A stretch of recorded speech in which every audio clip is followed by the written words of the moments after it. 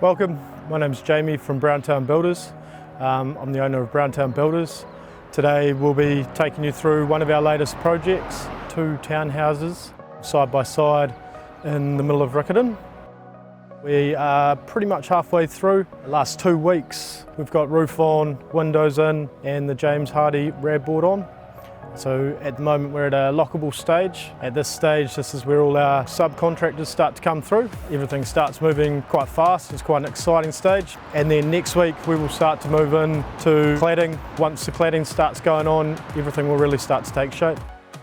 So at the moment we're in Unit 1 garage. Because the 2 houses back onto each other, there needs to be a firewall in between in case of a fire. That fire cannot escape into the other townhouse. There's also a fire cell, so every wall in this room will be jibbed with 16mm fire line.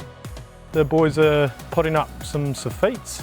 The townhouses here are probably on the higher spec, and what they've decided to do with these ones are give it a negative detail, which is a sort of a gap between the soffites. Put a little bit of tape behind it and it just makes that join pop.